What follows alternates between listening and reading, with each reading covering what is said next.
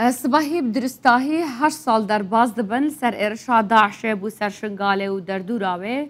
کو آرمان جوانیا سرکه کردن ازدی بوینه لببی گومان کسن دنجی بوینه قربانی کردن مسلمان بن یانجی کریستیان نافچه بر از دخوازم داوی آمارانج برا اشکرا بکم که حتانو که چه کس هاتیه وگراندن چند کس شهید بونه چند کس هنکو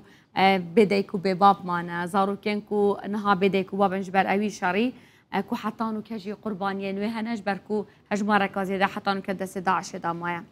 هجمارا كردن ازدي بنيزيكي از خوازم ببيجم كو الجور اماران دبيجن بريا ارشا داعش بريا كو داعش ارشا بينا 550,000 كز بينا اوين كو نافا كامبن كردستان دانانو كا اجوان 550,000 135,806 کسن اف کردن ازدی ینکو آوارنا للدروی کمپانن هجماروان بیتا 189,337 کس اف آماره بلندون نزم دبنج برکو هنجاران ودگرنا شنگاله و نارچین خوله پشتی کو روش تیک چی جارکادی ودگرنا و ناف آواره یان دروی ودگرنا و کمپان یان دروی کمپان یعنی هجمار بدرستاهیش 300,000 کسان زیده تره اف کسین کو کوچبر بوینه ینکو پنابری ولاتن دی بوینه پرانی آوان لألمانیا نه لولاتن اروپای نه 100,000 از دی پشتی ارشاد داعش جهری ما کردستان جنافچه هاشن غالب تایبتی ولگل نافچه اندن مثلا ینینوا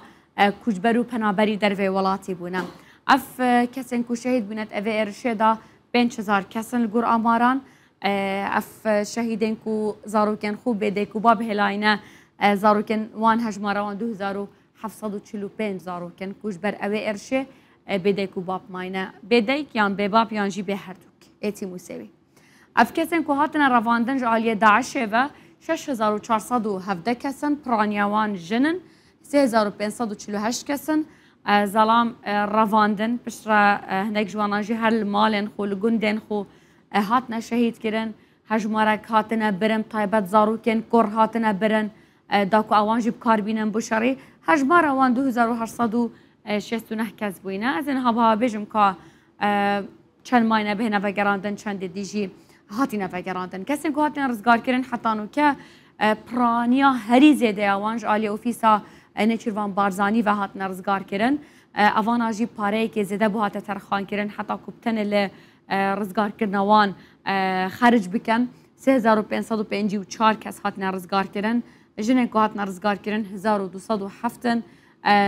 میر یانجی زاروک یانجی از دکارم ببیجم که سنه لنجی گلک جوانا هجمار اوان 339 میر اف بگیشتی و کسین که هات رزگار کرن گچ وکه زاروک ین که هات رزگار کرن 1,051 کرن که هاتی رزگار کرن 957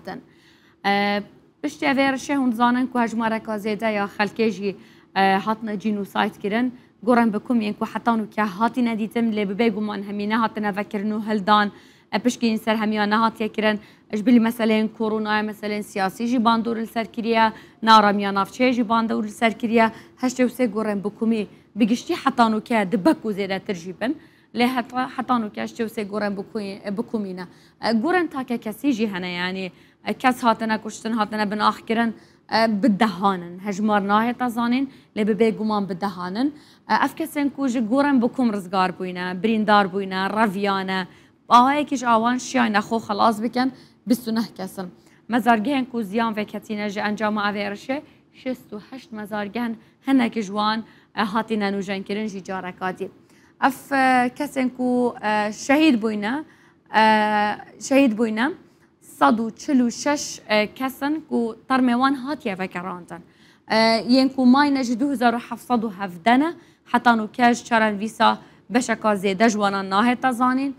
هندک جوانا وین کل ماینه پیشبینین از این کل گلمه وانه خواه مناقشه بکم لهنک پیشبینیت کن کو حتی نو کجی ناف هندک مالین میسله و نین هوابن هندک پیشبینیت کن نافا کم پاهوله دا بتایبتی هات بنوه شارتن نبرن خو آشکرا بکن